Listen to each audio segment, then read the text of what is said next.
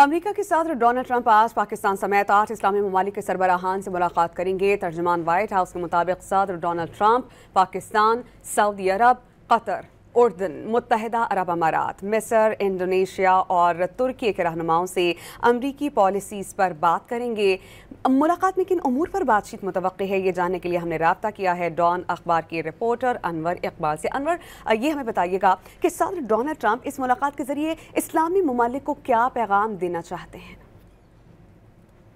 जो कल समिट है प्रेसिडेंट ट्रंप की, उसमें 8 कंट्रीज हैं, 8 ममालिक हैं और उसमें पाकिस्तान भी है, टर्की भी है, सऊदी अरेबिया भी है, कतर भी है, यूएई भी है, इंडोनेशिया को भी बुलाया है, जॉर्डन भी है।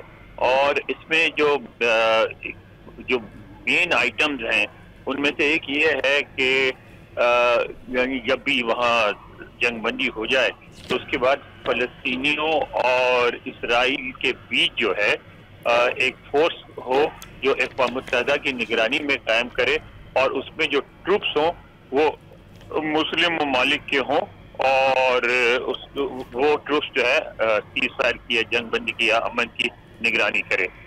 उस सिलसिले में सदर ट्रंप जो हैं वो इन कंट्रीज से जिनसे वो एक्सपेक्ट कर रहे हैं कि ट्रूप्स भेजेंगे, मसलन पाकिस्तान है और इंडोनेशिया है और टर्की है, तो वो उन कंट्रीज से वो बात करना चाह रहे हैं इसी इशू पे। और आज की जो मीटिंग थी वो फ्रांस ने और सऊदी अरब ने जॉइंटली स्पॉन्सर किया था। वो था फलस्तीन में जो 2 स्टेट सॉल्यूशन थे कि एक 2 स्टेट्स होनी चाहिए, एक इसराइल हो और एक पैलेस्टाइन हो। अब उसमें जो ममालिक जिन्होंने स्पॉन्सर किया था उसके साथ साथ उन्होंने 10 ममालिक की अनाउंसमेंट भी की है। 10 ममालिक उसमें बरतानिया और फ्रांस जैसे बड़े ममालिक भी शामिल हैं, वो रिकग्नाइज कर रहे हैं पैलेस्टीनियन स्टेट को। और इस तरह जो है कुल ममालिक जो फलस्तीनी रियासत को तस्लीम करते हैं उनकी तादाद जो है 150 से ऊपर हो जाएगी। लेकिन उसमें जो है कंफ्यूजन ये है कि वो उसमें सदर ट्रंप जो है, यानी अमेरिका की पोजीशन, जो सदर ट्रंप की पोजीशन बहुत वाज़ेह है। वो समझते हैं कि इस मौके पर इसको रिकग्नाइज करना फलस्तीनी रियासत को जो है वो हमास को इनकरेज करने वाली बात होगी, इसलिए वो उसकी मुखालफत कर रहे हैं।